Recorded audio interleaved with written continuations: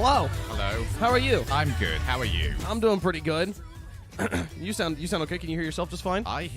Listen, when I hear myself, that's a good day. And I can currently hear myself, so put it there for making it a good day. Sounds good. Sounds like we're doing all right, folks. My headphone cable's a little bit short today, chat, so we're going to fix that for next time. But I'm going to be a little bit tethered over here in the corner. But He's going to figure it out. This sounds miles better than the first time we went live with the freestyle, dude. Oh, yeah. Like that took so much like balancing and making sure everything's good. So, guys, if anything's wrong with audio and everything, don't troll me. Don't say mic muted. Tell me if I need to fix something. But yeah, this is the freestyle, the greatest show, as the song is letting you know. It's been like 2 seconds, and already I can actually hear the podcast awards. Yes. Like lining us up. Yes. Top of iTunes right now. This is us. We should make this a podcast. I'm scared to hit the start recording button because I'm scared. Effectively, you don't need to start. You can just download that later. Just download the VOD. The only thing is that we listen to a lot of copyrighted music, so it kind of gets. I'll just download the VOD immediately. What's the typical sponsors that you see on a podcast? Audiobook? Mm-hmm. All right, so audiobook, they'll come to us. Those, like, crate opening box things. Yes. We'll get some of those in there. We'll also get, some, like, Dollar Shave Club as well. Yes, they'll that's be right. in there. Dollar Shave Club. Send me a razors. Clearly we're doing so well on that. Yeah, for sure. Guys, you can see over there on the side, over there, I guess, over there, you have a different, there's kind of an ad box that's running here. It's behind your head. Oh, I was actually looking. No, it's funny. Don't do that to me. It's on the screen. There's an ad box there. If you have any advertisements you want to put up there, if you want me to advertise your thing, you can send me something on Discord or on Twitter, and I reserve the right to say no. So, but I also might put it on there. Just tell me if you have anything you want there. Advertising our For the Horse shirts, advertising the chat Q&A, and also you can see our schedule that'll show up there. So the first topic on today's play-by-play is Shogun's America. Yes. Shogun's American Horror Stories. Okay, so on the graphic that I tweeted out, someone pointed out that if you read it left to right, it made new topics because all the words were in line. And one of the topics was horror and memes, which I thought was hilarious. But I don't know if we actually have any horror and memes. I think all memes are horror. All memes are horror? That's right. You know, after we've had an emoji movie, there's going to be the meme movie. For sure. It's happening. And meme. Oh man. How do you even do that though? All right, so we need to figure out the protagonist for that. Mm-hmm. It has to be a meme that isn't too relevant, but everyone will just go, that's good enough. Cat maybe? Cat memes? Cat main character. That might work. Like cat photos? I feel like Pepe the Frog is a little bit too obvious for a villain. As a villain. Yeah. I want the main villain to be that kid that's got like the sand in his hand going yes, all grown up. Oh sure, yeah. Where he's not having any of it. He's Mr. Corporate now. You know what I think I'm gonna do here? What do you think? I think I'm gonna move this. Because this is a thing I can do as a skilled professional. This show is literally being made as we make it. Crazy thing is I can still talk into the microphone just by holding it, you know? We can just move this over here. You pretending to be a rock star on that one. Yeah. Just start pulling it back and forth, you know? So tell America. Tell America. everyone about your experiences in America here. What has been the biggest surprise so far, having to live in America for RLCS? All right, so the biggest surprise, apart from the heat, which is just stupid for me, is probably like the abundance of everything. Like, you've probably got like 50 different places all for the same thing. Sure. But I'll turn around to you guys and just go, no, there is one place for all of this. You guys have like one burger joint?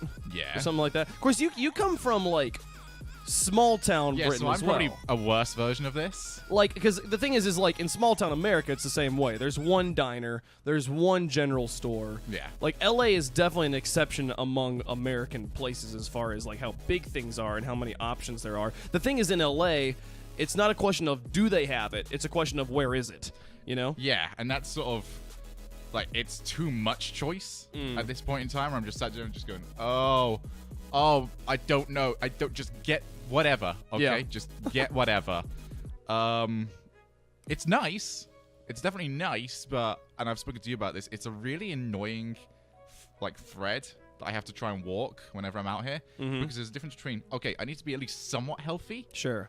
and yeah, but I'm in a different country, and I should enjoy it a little bit. Yeah.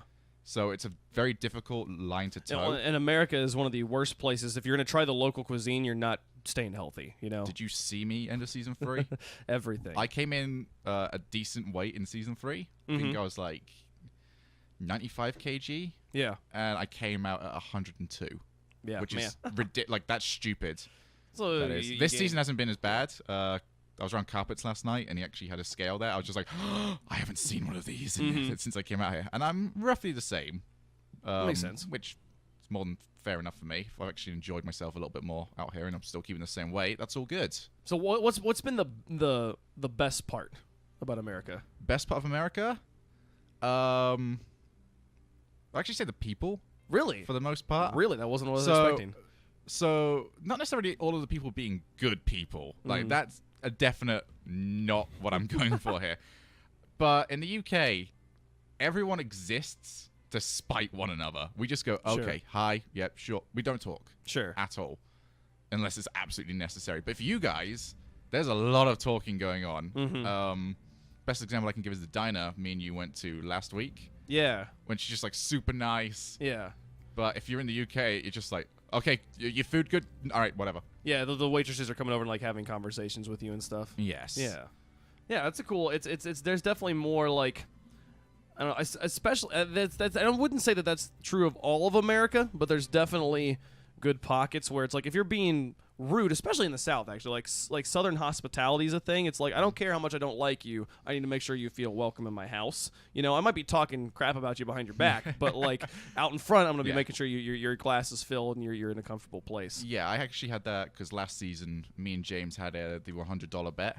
Just saying, okay, I can get myself to Grand Champ in 2 days. Yeah. And I went around Axel's for it. And Axel's a Southern boy as well. Sure. And he's like coming in with soup and all this other food. And I was just going, oh, dude, I'm all good. Yeah. Okay, you gave me a computer. Yeah. I don't need any more than that. But that's like a weird cultural difference where for me, if I was at the UK, I've provided you a computer. You can sod off for the rest of it. You can get yourself sorted. Bring yourself some packed lunch or something. That's funny. But Axel's just go, no, you will eat the soup. Yeah. You always feel guilt-tripped. Yeah, no, that is like the flip side in the South is like because people prepare you food, then it is also on your behalf. On your side, you need to eat it. You know, like it's. I don't care if you don't like it. This was made for you. It was polite for them to make it, and it's polite for you to eat it. And so it does like have a give and take. You know, that there's an upside, but there's also kind of a downside to it as well. But the entire like hospitality thing is really good. There's some people I've just met that I'm just going, okay, yep, you are someone who I won't be meeting again, and that's okay with me. Yeah. I'm perfectly fine with that. Unfortunately, you're still there every weekend, but yeah, we'll I'm always deal here. with that. I'm always here. I'm sorry. I had to think of someone on the RLCS cast that I could go for then. I was just like, I don't know, man. It's like, it's hard at times when people aren't there to really go in on people because it just doesn't feel fair. Sure. I love you, Wave. I love you too, man. Okay. So what's been your biggest American horror story? I would say it's something that me and the Subpar boys talk about an awful lot. America's got a weird opinion of itself.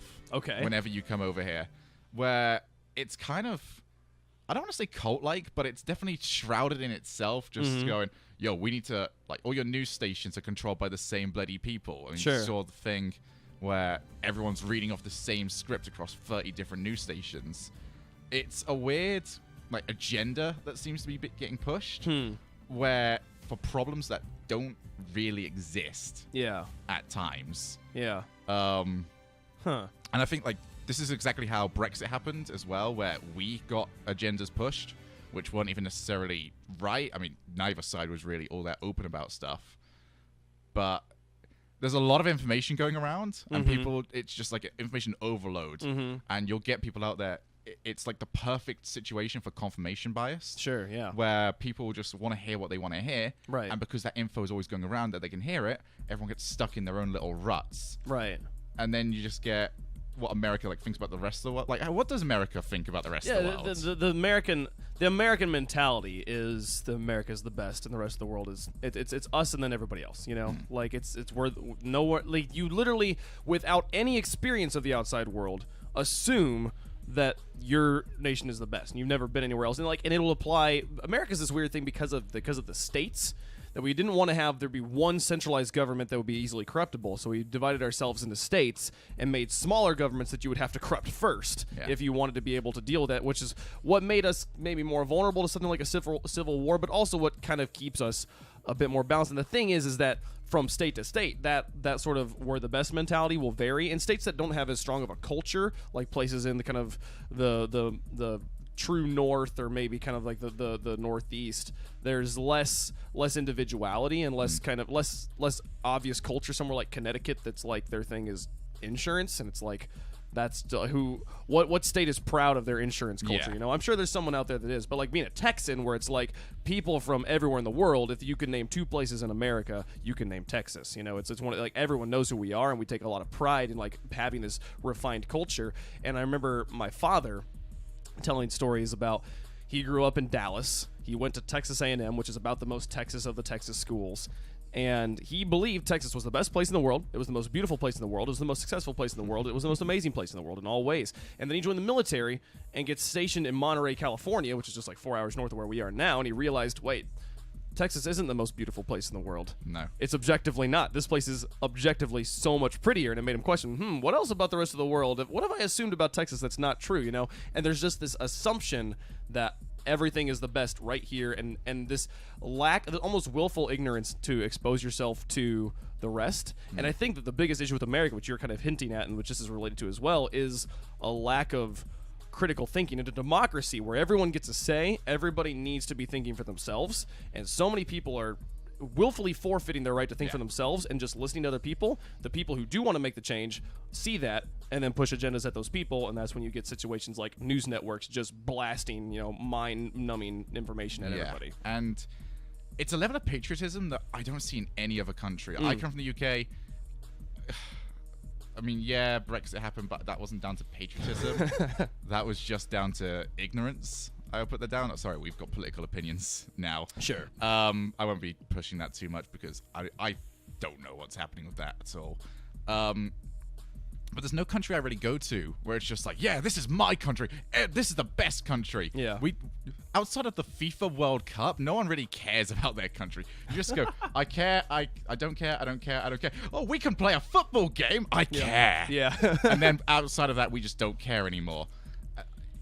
Germany, don't get anything of it. There's nothing. I feel like Germany is afraid of nationalism as a nation to some degree. I mean, I've heard that opinion from Germans before. Obviously you can't speak to a whole nation, and I've only been to Germany once. Yeah. But I remember there was a thing about how John Oliver on Last Week Tonight had a segment where they were talking about how, like, America, because of our current administration, many countries do not view as kind of the leader in global peace anymore. Like, this, like, we can't rely on America to do these things anymore. So who's going to pick up those reins? New Zealand. And a lot of people do kind of point at Germany as the next best option. But there was like German politicians going on camera being like, yeah, a lot of people look to us, but then there's a lot of other people that do not like that idea. Yeah. Because of previous history, we should not be the ones in charge. It's like, John Oliver was hilarious. He was like, I'm glad you brought it up. I didn't want to bring it up. I'm glad you brought it up, though. I'm glad you know. I actually saw someone in chat just say, clearly Shogun has not been to Glasgow. Dude, I'm half Scottish. So the closest thing you're going to get to patriotism in the UK is not necessarily people in Scotland talking about how much they love Scotland. Sure. No one in Scotland likes Scotland. You're just from... However... I think that the issue is, or the difference is that America has this willful ignorance of their own mistakes. You know, they do not want to admit that they have problems. Where everywhere else where I run into people where they are proud of where they're from, they're balanced in their opinions and they're willing to admit, yeah, we messed this up. Yeah, we're wrong here. Yeah, that was a big mistake we made in the past. You know, where America's be like, we will defend our errors to the death. Yeah. And it's a massive character flaw. So literally all Scotland does is they just aren't patriotic at all. Up until the point you mentioned England. Sure. At which point they are the most patriotic people in the world. Because it is a literal hatred. And it's not even like anything about it. There's no like physical hatred. Sure. There's nothing that you're not... If I took my parents down there, who are mostly English, And just that it's not going to go, oh, that's an English accent. Yeah. Oh, you can't be coming down here, lass. You know, I could go down there, they'll hear the English accent and just go, oh, you're in England. Yeah. They might spit in my hoagie, but yeah, nothing beyond that. It's funny how often we love to talk smack in America. Like, America, it's funny. When I look at countries that have, like, similar attitudes, to me, like, Russia is like America, but with more balls. Yeah. Where it's like Americans like to be like, we're the biggest, we're the baddest, we're the toughest, we're gonna pull out miniguns and attach them to airplanes and then shoot your farm, you know, like we shoot first, Lego ask questions military later. at this point. Yeah, just like we have the biggest, like, we might not always make the best decisions, but man, do we make that decision. We make the fuck out of that decision every time we do it, you know? And like the thing is, but they're also like, but we also want to like be able to have my stuff and have my family, have the American dream and not die. So I want all those things. So we have rules. But within the rules, we're the biggest badasses, and Russia's like, yeah, screw the rules. Yeah. We're having a tank festival. We're going to shoot fireworks. We're going to shoot tanks into the air, you know? Why? Because this is Russia. We're going to make cannons for tanks. Yeah, we're going to do what... We're going to put the tank inside the cannon, shoot the tank out of the cannon, and then the tank is going to shoot from its own cannon a little mini tank. Yeah. I think that... Like there's, I don't know if you ever listened to Bert Kreischer. He's a comedian that has a whole story about how he is a frat boy from Florida, went and studied abroad in Russia, and actually like ended up being like befriended by the mafia, and his stories of the mafia being like, yo, we're gonna go rob this train, and him being like, I don't know if I should do this. They'd be like, no, fuck that. This is Russia. We're gonna go rob the train. Yes, actually, I have. This is a machine one, isn't it? Yes, the machine. The yes, machine. exactly. And then when like he's like the cops have been called, and the cop comes over, he's like, crap, I'm gonna spend all the next 4 years in the gulag. And the cop's like, so I hear you're the machine. And he's like, wait, I'm not in trouble. He's like, no, this is Russia, you know. And it's just like if like I don't know, like Russia's just like, we do what we want and we screw other people over while we do it. And that's where America's like, no, we need safety. That's fine. I don't know. I would definitely agree with you on. Here's my best example actually of how Russia's got more balls. Take American parkour videos. Yeah, and then add 14 floors. Yes. Take away all of the music and just have them dangling off the huge roof, just going, hey, yo, pass us. This is much fun. Yeah. Like, that is the main difference. You guys are free-flowing. You've got your cool techno music over in the background. Yeah. Whilst these guys are on their old-school Panasonic camcorder. Yeah. Loving life. Yeah. Man, it's someone my sister in chat says rushing nesting cannons. I mean, rushing nesting tanks. I would love that. I'm surprised they don't make that Surprise already. tank attack. Yeah, that'd be incredible. But yeah, so we have weird opinions about ourselves.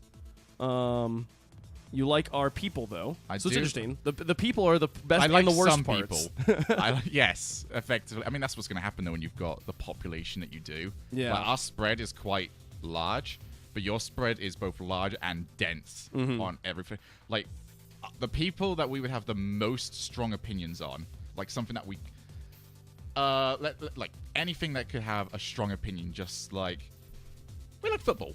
Okay? Sure. We like football. All of us in England, we like football. You could take that opinion and go over to the US and go for a nuts opinion, something so far out there.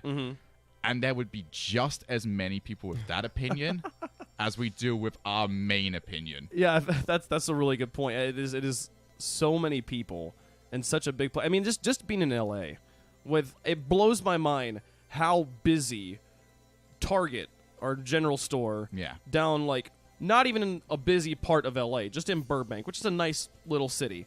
You know, little for LA's comparison. On like a Thursday night at like 11:30 p.m., lines at the cashier register, which in Texas was only at like 2 p.m. on a Saturday would you have lines that long, right? It was like there's so many people. Like, traffic is like there's a window from like 12:30 to 1:30 where there's not traffic.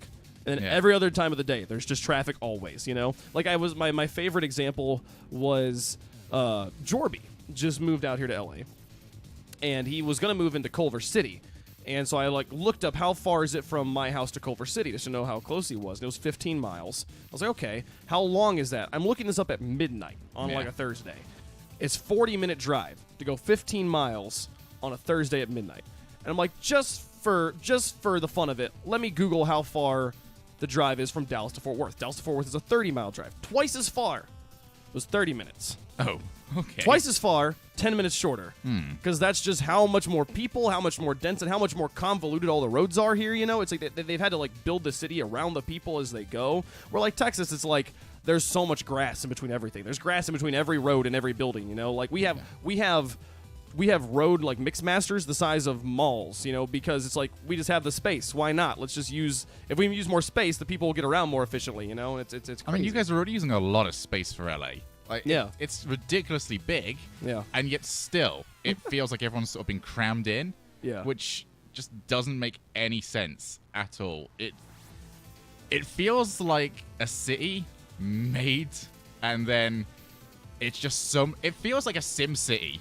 Really, Yeah, where kinda. everything is kind of just going wrong. Where you built your house, Yeah. you know, and you're like, cool, I like my house. Then you built your friend's house. Then you're like, well, we need a movie theater right next to our house. Cool, because we want to be able to go see the movies. And then you build an arcade right next to the movie theater. Then you build a massive Olympic-sized swimming pool next to his house. And then 400 more people showed up, and you're like, well, crap, we didn't lay out this city very well. And you're just trying to tack things on, just trying to recover. And by the end, it's the most convoluted, terrible-looking place. But, you know, people live here because good movies, I guess? Yeah, I mean, I feel like you could get into like the middle of LA and just walk in any which direction, and it probably look the same as the other direction. Yeah. Purely for just here's the building, but it just happened to work. Yeah. America's alright. America's been alright. America's alright until I turn up next week and just go, oh, dude. I want to hear your story. Do you have any good stories yet? Do I have any good stories? From like interacting with people, going places. Less opinions, more like actual events, experiences. Okay, so we went to the Jameson's bar thing last season, 2 seasons ago, where we had the entire point of it was we went there, we were playing a Rocket League tournament, 2v2. You got a girl who had her arm broken. She had never played before, and she had a broken hand, so she was playing with one hand and a knee, and had never played before, so I lost. Yes, you did. Yes, you did. So the nice thing about being British coming over into a bar is people are paying attention to you. Mm-hmm. Like, we have got a room full of RLCS casters, which already people weren't expecting. They were just going, yo, we got all these guys here. Like, we never told them we were going to turn up. So it was a nice little surprise for them.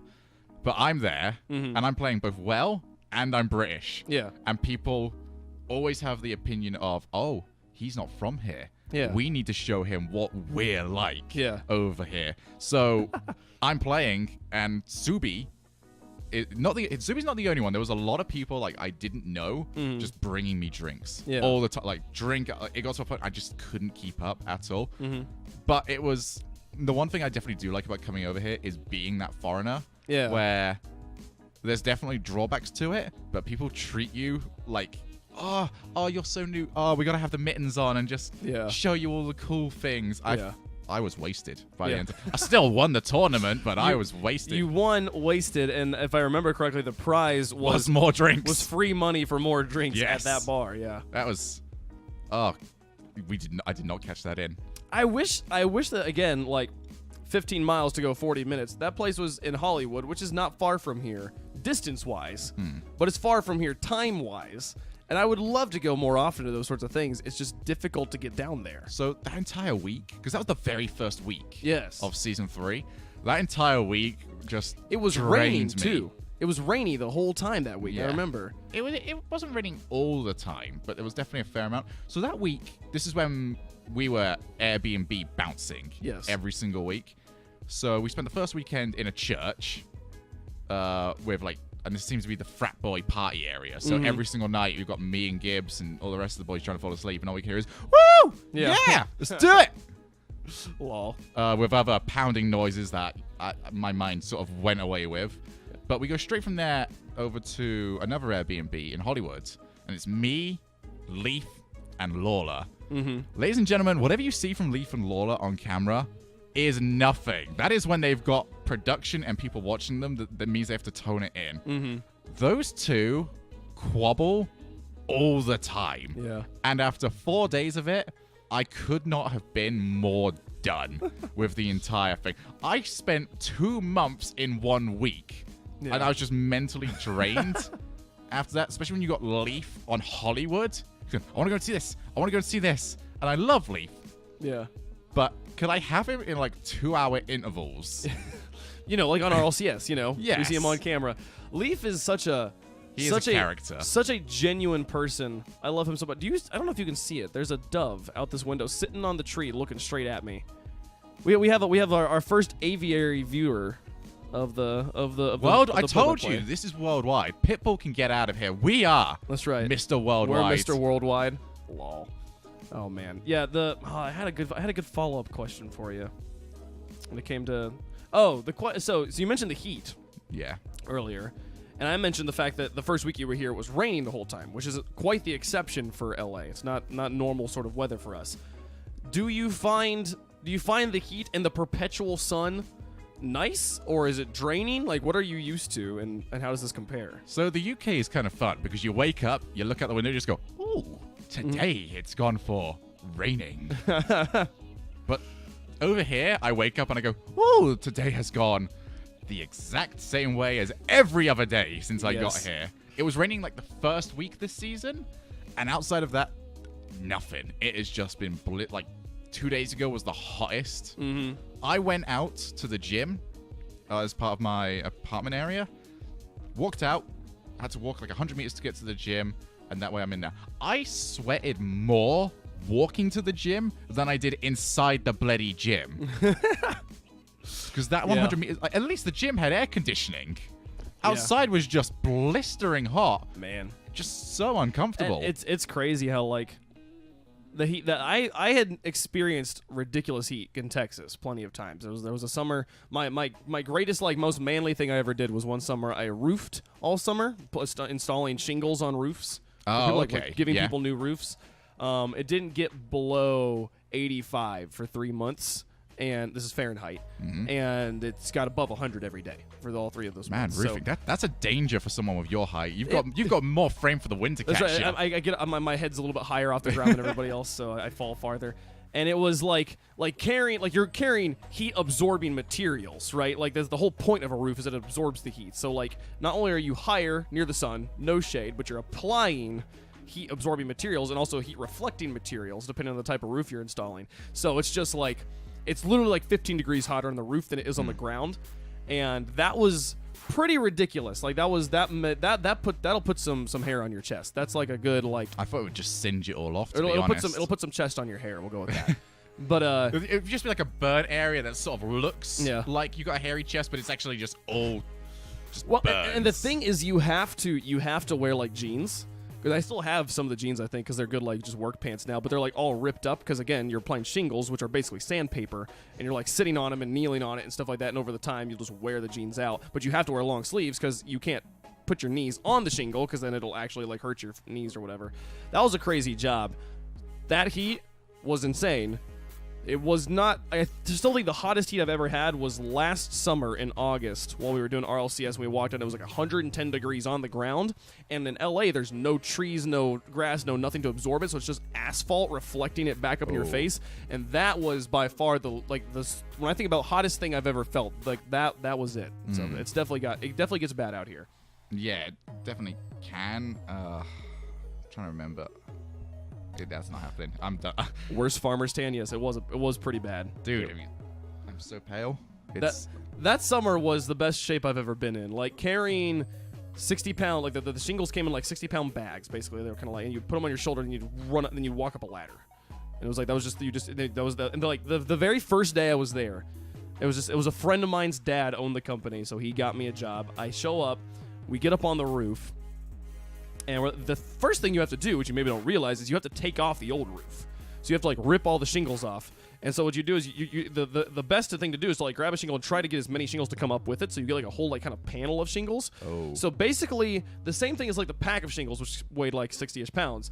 But you had to hold it like this, like up here. You couldn't put it on your shoulder. You had to hold it like this because it's hanging there, and you had to like jog as fast as you could to the end of the roof and throw it off into a truck, and then run back, grab another one, pick it up, and throw it off into the truck. And I literally have been at this job for 20 minutes, and I am wasted. Yeah, I am can imagine. Completely exhausted. That day, around 1 p.m., which we stopped around 3 p.m. every day, 2 to 3 p.m. depending on the job. Around 1 p.m., I'm laying on the porch of this house, trying not to pass out. And the boss walks up and is like, "You should probably just go home. I'm not going to pay you to lay there." And so then I go and I went home and I literally like got to the house, laid down on the couch, and probably I didn't turn on the air conditioning for like an hour because the heat differential from outside to just being inside a house that hadn't had air conditioning running all day was strong enough that I was like, fine. I just laid on the couch for an hour. That job put me into pretty good shape. I suffered heat stroke once in my entire life, and this was back when I was teaching my own kickboxing club, and we did a demonstration for a place that was just running a fair. So they were just trying to do stuff for charity. They asked us to come over, just do a demonstration of what we've been teaching, maybe get our own new people to come through the door. Part of this demonstration required me just a suit and boot, head guard on, hand pads on, and I would spar some of my students. And because I'm obviously the best one there, I could just like rotate, keep it going for a long time. Unfortunately, this entire fair landed on the hottest day of 2015, I believe it was. Wow. And that actually, it was something that would sort of actually be hotter than it is today in LA. Sure. Like UK will spiral all over the place.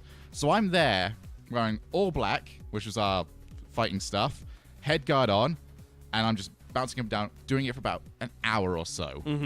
And I've never felt heat like that. I had to like peel this plastic head guard off my own head, and I was just, heat stroke is terrible because heat stroke, you just stop breathing entirely, and you just like can't keep going about it. Your eyes start to well up. You don't feel sad, but your entire body just goes, I don't like this. Let's employ, I don't know what's happening. Let's employ every defense strategy we have at the same time. So you just crawl into the fetal position, more or less. And obviously, I can't do this in front of my students. Right. Because, you know, some of them are kids. I'm supposed to have, like, some sort of role model in this. So I'm just like, I got to go. Like, thankfully, I had an assistant instructor there. I had to go just to sort myself out. And then I came back and just, because they had, like, not a gallows thing, but you know, the like old medieval thing where you put, like, your head in and have your hands. Oh, sure. The stock. Yeah, so stock. Yeah. So I had to try and think on the fly, just going, I need to cool down somehow, but I need to keep this going with the kids. Yes. So I recommended, all right, I'm going to go into stock. You guys have got water balloons there and water sponges. Amazing. And just throw it at me. Oh, they felt so good because they thought, oh my God, Shogun, he just doesn't have an ego. He's just you here made to a have some game fun. out of hydration. Yeah, I made a game out of not having heat stroke anymore. And then they came up to me and just went, oh, we're going to pour the entire bucket. I was just like, oh, don't do that. Oh, that feels so good. But don't you do that again. Yeah. Oh, no. Oh, no. Oh, no. Oh, yes. Oh, yes. That's amazing. All right. Well, folks, we think we have reached the first break here. We've talked about America.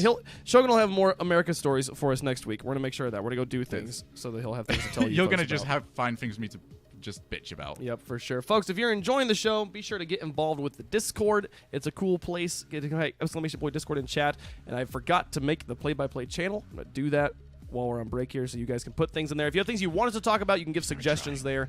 It'll be a lot of fun. But, folks, we're going to take a quick break. When we come back, we'll talk about casting, talk about esports, and some more fun stuff. So stick around. You won't want to miss it. And we're back, folks. Hello. I need to turn off this. There we go. Cool. I have to remember to do that next time. It's weird. It's a layer that, like, you turn it on and it just runs the video, but then the layer's on. So the next time I pull the scene, it'll just run it again. I have to remember to, like, turn it off. So one of the things I forgot to tell Shogun about, and I forgot to tell any of you about, some of you maybe have noticed that there is a Rocket League game running in the background of the stream here. This is just a continuous bot match because I just needed something to kind of like add some flavor to it. And right now they've been playing for half an hour. The score is 33-27. That's not too bad. That's actually, because they usually stay pretty even, so a 6-goal difference is quite big. Yeah, they're doing pretty well there. We got Buzz up against... I can't even read the other players here. I was going to try and make a note of it and make a game out of this to where, like, you can see down in the corner who's on the screen. Yeah. You know? You can't tell what the score is. Underneath the play-by-play. And you can see when it pops up, the name here will pop up and you'll be able to see who scored. Like if you're really paying attention, you can kind of keep track of what's going on in the game. And I wanted to make it a game out of every time we come back from break, chat guesses at what the score is, and then we check and see. But we're already kind of like way ahead. Were you there for the rehearsal, which basically broke the game? No, I think you guys were telling me about that. So we were just doing rehearsal before the RLCS even starts, And I can only assume that they had a bot game going on all night. Sure. Because the score was something ridiculous, like 1,100 to 1,170. And by the time me and Carpet are sat there ready for rehearsal, the cars are just stopped. Like, they are not moving. The bots are refusing to do a single thing. They are actually driving into the same spot on the map and just clattering into each other and just not moving from there. Yeah. And I can only assume it's just like a stress test at that point, and they just ceased to function. I would love to recreate it at some point, but that's going to take so long. Yeah. How long has that been going for now? It's been going for half an hour. It's so close. Something ridiculous. It has to be like 30 hours. I did see one time where I think the score was near 1,000, where they just kind of ran it all night. But the bots were still playing, so yeah. Basically, yeah, fantasy bot match. I don't know if there'll be a prize for anyone guessing the correct score at the end. But the bot thing that they're trying to do where people actually code their own bots. Yeah, the bot tournaments. Yeah, Fisho's trying to do one. I think there's some others. I feel like that's going to be so sick once people can really get in on it. It'll be sick, and then it'll also be terrible, because then I won't be just losing to people. I'll be losing to bots in ranked all day. I mean, if we can get, like, serious bot chess players, serious bot Rocket League players. Yeah, it'll happen, and then we'll all be out of it. I wouldn't be surprised if the bots become more entertaining to watch than the players, because they don't make mistakes, they don't whiff. They can get flip resets, but they can flip reset into another flip reset. Yeah, they just know how they can look at the ball. They don't look at the ball. They just know whether they can engage or not. So they never go up when they shouldn't. Either that, maybe the game would just be 0-0. I don't know. But if it's all different bots, if every bot on the field has to be a different bot, then I think then you'd have weaknesses and you'd be able to exploit. I think it'd be pretty entertaining. I just want to see it, because I want to see how many occasions or how many situations they've been able to program in that can actually be reacted to. Yeah. Because they'll have them all set up for aerials, reverse aerials, all on offense, but they'll do the exact same as every single ranked player does and forget about the defensive stuff. Yeah. So just a long ball will happen, and they'll just go, I feel like move. Maybe that would be the strat that you start to go for. Where they're like, someone programs a defensive bot, a bot that will always think defensively, then a bot that always goes for pinches in the enemy corner or something, like he's just really good at knowing exactly what trajectory to hit. Just name it Cookseer. Cookseer, there we go, exactly. Good Cook's bot, that'd be great. So, the next topic on the day, we wanted to talk about casting mistakes, because obviously this shows how the play-by-play. Yeah. We're both casters, both play-by-play casters, so having some sort of casting element makes a lot of sense. And the first topic, which kind of made a lot of sense, was maybe sort of like an introductory thing, talking about we've both told our stories of how we got into casting many times on streams, and you can go back and find them there, and you can ask us about them in our personal chats if you want later. But talking about what was the first big mistake you realized you've been casting, you've been doing it, and then you started to realize wow, I've been doing this one thing, I should stop doing that. Yeah. I feel like you knew this subject was coming up. Do you mind going first whilst I have a think about it? No, so the first thing for me was I felt the need to be talking at all times. I felt that it was silence was bad. I didn't want there to be silence, and I didn't realize that that's a normal part of conversation. That's a normal part of casting as well. And it turned into what became known as rap god syndrome. People called me rap god at first because I would talk very, very fast, and it was cool because it was like, oh wow, he's never at a loss for words, and he can always articulate the words. But the speaking too quickly, not only does it make there's never any space, but the space creates. It kind of sets the ambiance at a level, right? It sets your energy to a certain level. And then when you speak quickly, you can ramp up. If you're just always speaking quickly, you are constantly always stressing people out. That's the thing. I realized that people were exhausted after listening to me, because I just was listening to an auctioneer for 5 minutes.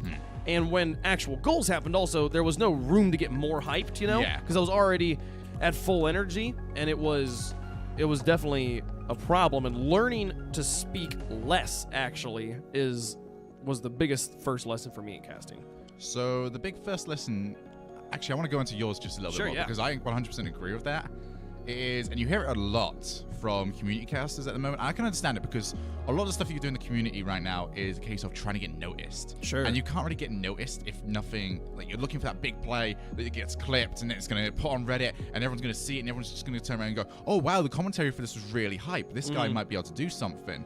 Unfortunately, we are paying attention. I'm watching Rival Series. I'm watching all of these other tournaments that sort of catch my fancy. And when I hear stuff like that, it just sort of makes me tune out. Like, there'll be times where I'll just go, no, I'm just not going to listen. I'll put Spotify on or something. Yeah. You have to be able to really put forward what you're trying to go. You have to be pretending like you're actually on that big stage right here, right now. Even if you're just online. Yeah. Because everyone's trying to be so hype all the time that nothing's hype ever. Yeah. You'll just see like a really boring backboard shot happen that a defense could easily have done something about, but it's the greatest goal, and now they're back in it, and just no, dude, they're still 3 goals behind. Yeah. Okay, it's not worthwhile. There's 20 seconds left. Yeah, I think, man, it's interesting because like there's the thing. The moments you remember are the hype moments in casting, right? They're the squishy goals, your over 0 goals. Dude, you and Carpet killed that one. That one was fun. That was great. The thing that killed me about that was I had this one crutch phrase all weekend, and I couldn't shake it. And it actually makes Season 4 championships were really hard for me to go back and listen to. Every time someone scored, I said he puts it through. And it was like, oh, I hated it. Doomsy noticed it as well when he was doing his... I hated it, yeah. No, like... Because he had to work with all that all the time. He's like, wow, he says this every single goal, right? Like, I noticed it when I watched his video. I'm like, God, this sucks. That's the only thing that I really hated about that clip. So I said it in that clip, too. Like, it was there. But the thing is that the hype moments are what we kind of remember, but they're honestly like probably the easiest parts of casting. You know, like it's just I just get to be excited about the thing I'm excited about. The most difficult time I've ever had casting was with Gregan for the DreamHack finals. Sure, because it was G2 versus PSG. It was a really good series happening at the time, but we get to game 6. G2 were up 3-2 at the time, but PSG are dominating Game 6. They're 5-0 up within the opening 2 minutes. Me and Gregan are just sat just going, well, we know this is over. Yeah. Pretty much. And everyone at home knows this is over. No team gets back from 5 goals. Yeah, yeah. So we're sat there in a series that is super hype. But this game's dead. But it's over. But this match, like, we're sat there in a position just going, guys, this is so hype. But not right now. Just give us 3 minutes. Yeah. And we're sat there in a series where we really want to just get in. We have to go into analysis for like 2 minutes or just do something else. Yeah.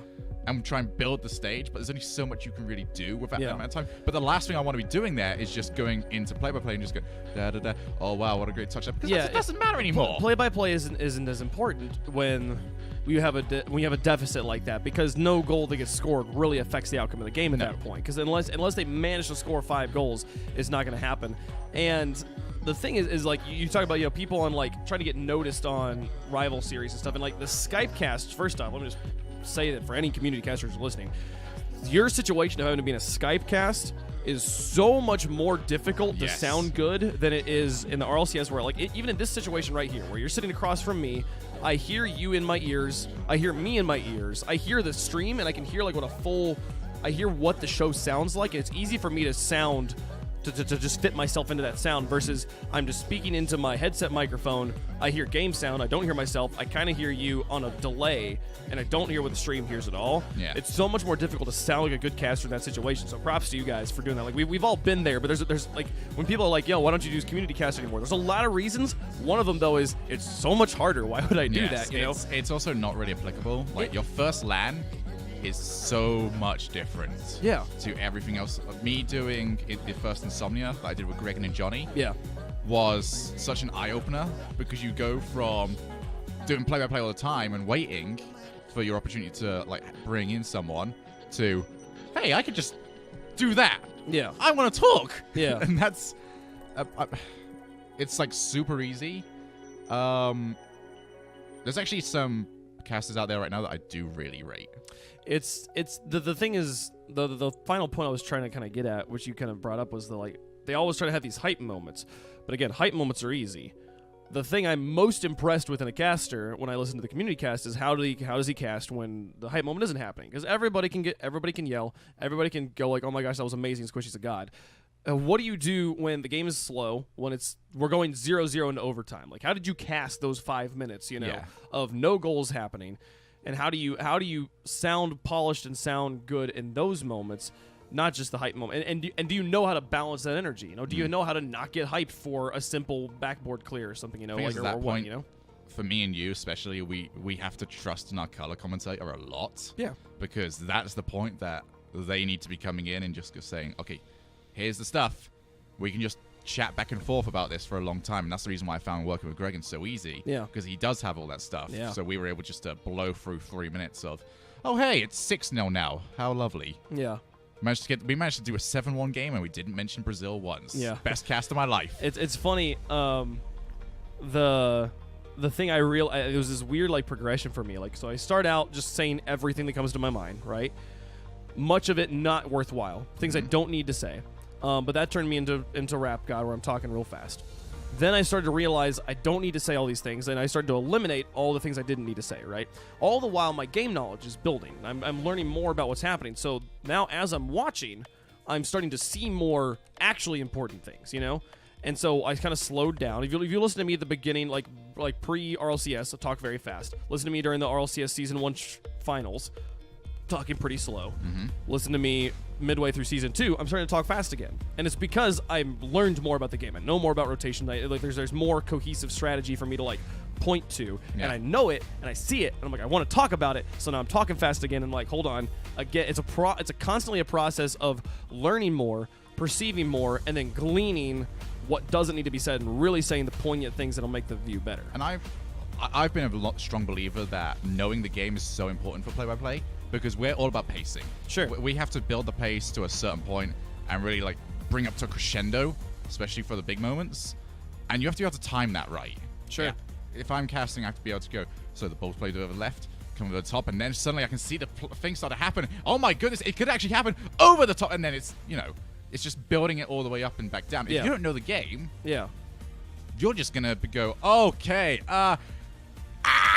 Yeah. just always shouting all the time, And yeah, and that's just not good. A lot of times, like maybe one of the biggest mistakes I see that beginning casters make is not knowing the game, and that turns into like, I'll see a point and be like, oh, this is a goal, it's going to be scored, and they don't do anything, don't get hype at all until the goal's happened, Yeah. because they don't see it coming, So like that's just a simple learning about the game. The ones that you always get are the ones that are sort of analyzing as the ball goes into the net. Yeah.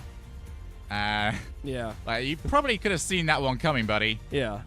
But it takes some time. You definitely have to know the game in order to really try and do it properly. But for people out there that are online casting, I actually feel for you a lot, because if you want to do online casting, you actually want to make it successful. Like, I'm going to sort of break down here what you really need to do. Number one, get a good microphone. Sure, You're selling what you're saying to us. But at the same time, if I can't actually hear through the crackles, or I just don't want to listen, like, you could have the best voice in the world, you could be saying the best context, but the way it's being delivered to me is awful. Yeah. I'm not listening. I don't really care. Yeah. I feel like that's really important. The second thing, make sure you are hosting the broadcast. Yeah. Because that makes everything, you are in control that way. It's interesting, like, because you want to talk about reasons that Skype casting is more difficult.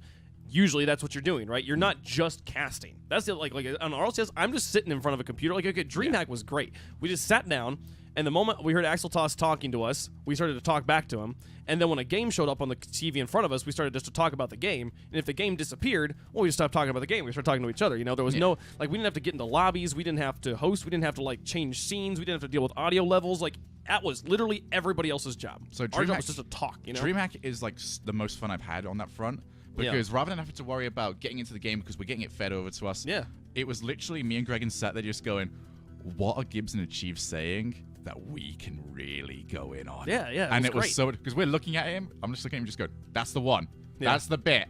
I'm going to tear into that when it comes over to us. And the fact that they did the whole thing where the desk does their analysis, and then they would bring in the casters, and for a moment you'd talk as five people. That was so much fun. That was so great. That was the best. Because you could just call them out on it, That was the case of... That was probably the weekend I cared the least about opinion, and it was. I definitely went OTT on it at times. Sure. With people I was going in on, I could have probably picked and chose a little bit more, but that was the most banter we've had on any Rocket League broadcast to this date. Yeah. And I personally believe it was one of the best ones that it was has so ever been that done. DreamHack Leipzig Yo, would DreamHack probably DreamHack is the British version. Yeah. It's that Dream Happenstance. Lol. It would be one of my favorite events I've ever worked if I hadn't literally been dying the whole time. Dude, I felt so sorry. Yeah, for it you was that entire the time. worst. It won't happen again. I just hope they do it again because I really want to go back to Leipzig. I really want to do that again. That was super cool. What is it with people getting ill every time we have an event? I don't know. Last week it was Gibbs. Gibbs has like been sick since Leipzig. I don't think. I think Gibbs is just permanently ill. Like season 3, LAN. Yeah. I mean, no, he wasn't. No, he was pretty okay for Leipzig. He was. He was sick, but it was like congestion. It wasn't like fever. So do you ever get that thing of caster?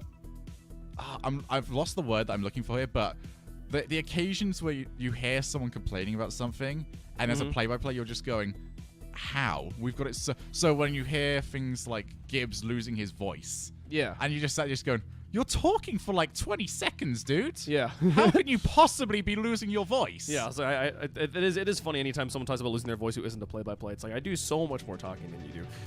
But then again, we've sort of trained a lot more than Gibbs has in terms of not losing. Yeah, diaphragm. We're down here. Yeah. Like, you can feel it. There's more endurance, more practice on this side, so it makes more sense. Magnus, how you doing, by the way? Magnus is in chat. Oh, I cannot. Oh, Lena's still bad? I knew he was not too great the other day. Both Magnus and a lot were in chat the other day, and we were joking around that the entire complexity roster was here, because, who's Metzenaris anyways? So, my complexity jersey is showing up at home. Lovely. I can't wait to actually get a hold of it. I also can't wait to get the end of the season, and they just change orgs like they always bloody do. And then you'll just stick with one for a change. You'll just please. have a complexity. You can go be a Call of Duty fan. Go cheer on complexity there. So, Yeah, what about you? What's the thing about casting mistakes? So I've had time to think about this now. You sort of tipped on the one that I wanted to go for, which was tone and inflection. And to be honest, if the thing that we're going for is the first mistake we made, my thing was, this is like the first proper realization I had where I was just like, I have to change that. So when I originally came over to the RLCS, the first sort of things I did was towards the end of Season 2, and that was when we had the LAN in Europe. Yeah. And every game I got was like super hype. Yeah. So I just went in over and over and over. I was just always in my hype zone. And I sort of forgot how to deal with series that weren't super hype. Yeah. So when I came into Season 3, I was going into a regular series that just didn't have any hype moments in it, and still, oh my god, that's the greatest thing I've ever seen. And you guys had to turn around to me and just go, Shogun, stop. Yeah. Because you're ruining any chances of things actually being hype. Yeah. Like, why is Sinestro the most quotable person on this of when everything's super, no one is? Yeah. And so that's the reason why, earlier this season was the happiest I've been with any of the Reddit threads, because there was that thread saying, yo, these casters are being super negative right now. And it was supposed to be like a jolt against us. But I was sat there just going, yes! Yeah. We're actually critical now. We've learned to actually have a critical eye. Admittedly, the first 2 weeks were awful for gameplay. I don't know what some teams were trying to do. Yeah. But the fact that it was getting picked up on, and now we have that criticism because now people know that's there, and they trust that we will criticize what is bad. When we turn around now and say something's good, they'll watch and just go, oh. Yeah. Oh, okay, well, something's happening here. It's funny how it's... I don't know how much this applies to on-air talent or like to being on broadcast, because this is definitely a thing, right? My guitar teacher in high school was the sort of person that never said anything nice. No. You know, he didn't say anything mean, but he just kind of had this attitude the whole time. You're like, so do this, change that, and you do it and be like, okay, cool, play the next page. Like, no feedback, right? Just be like, all right. Like, if you got no feedback, that was kind of a good thing. It was like he was pleased enough, right? But if he came out and was like, I remember after my senior recital, he was like, dude, well done. You did that whole thing from memory. I would have not expected you to do that from memory. Like, it meant so much to me that he was impressed, because he's never impressed, you know? And that's true about things. It makes people feel really good when you can impress the person who's very hard to impress, but I don't know if that's necessarily... We need to find a balance, right? Because you don't want that... Most of the viewers... You want to be known as the negative one. Yeah, no one wants to be like... The fan... Especially when it's about you, it's one thing, right? When it's about someone you care about, it's not quite the same. When someone finally says something nice about something you care about, you're like, oh, about fucking time you noticed he's a great person, you know? And the thing is that the 80,000 people that watch RLCS aren't playing. They're just cheering for the people who are playing. And so there's we got to give them something, you know? Yeah. It's also a case of remembering that the majority of that 80,000 people that are watching are terrible at Rocket League. Yeah.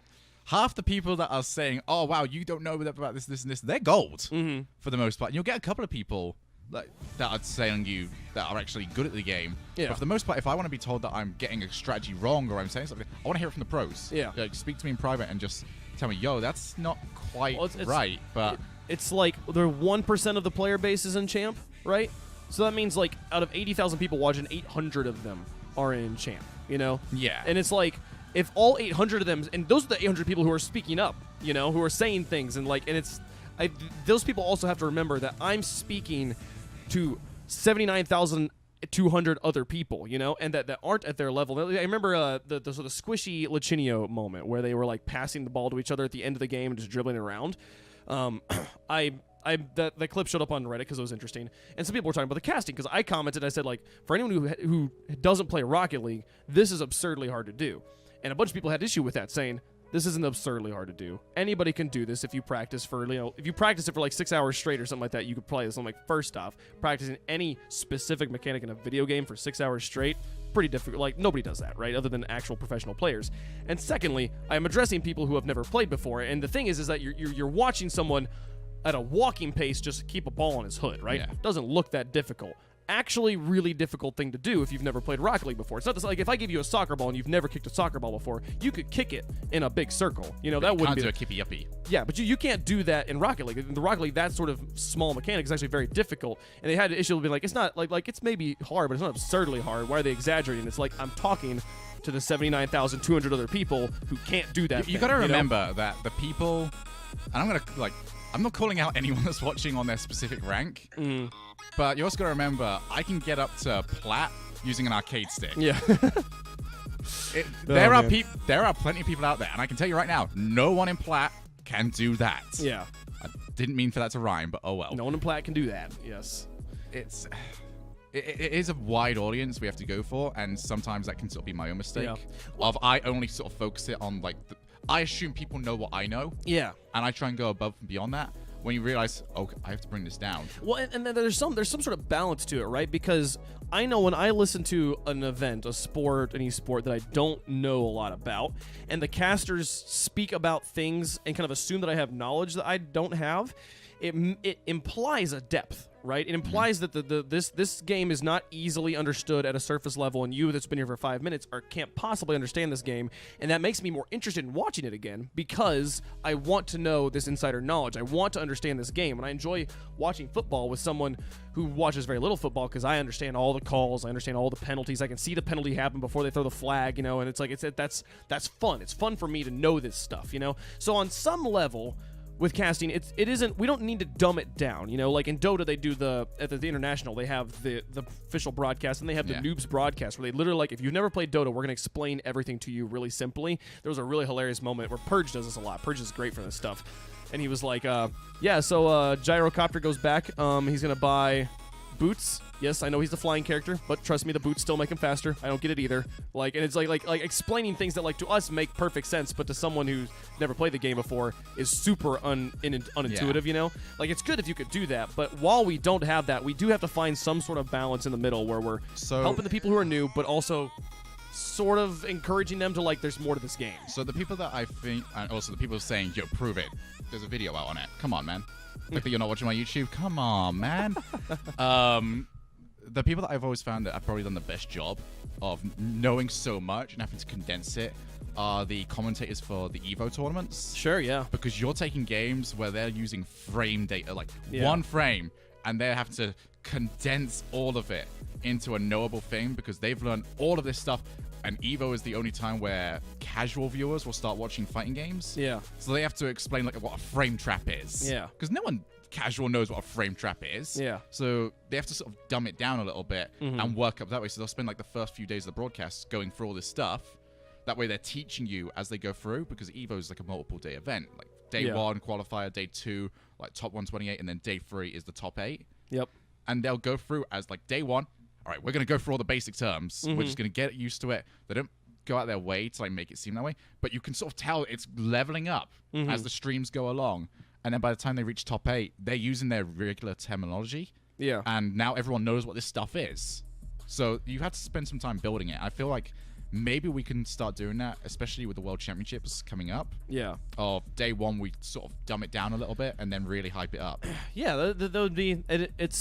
That's definitely kind of a mentality we could possibly take into that. And I think that things like that are things that we could definitely do a good job discussing beforehand, you know, and like trying to like we do a good job like unifying us around storylines and stuff, but we're unifying ourselves around casting style is still something we could grow with, and I think that's maybe the biggest thing that I learned about casting after, you know, my short 2 years as a professional caster is that none of us have any clue what's going on. We're all trying to learn it at the same time. Like there's no guidebook on how to cast Rocket League, and we're all still feeling out how to make this happen. And that's kind of what I've enjoyed though, because we've got so many people now with different styles. Yeah. Like everyone's very unique Yeah. with what they try and bring to the table. And I feel like that's I'm happy because it doesn't mean we try to normalize anything where everyone's I feel like with the personalities we got, you could never make everyone just the same person anyway. No, that'd be bad. It would be awful. Yeah. Especially with like esports is just not traditional sports, and I know Rocket League's probably as close to a traditional sport.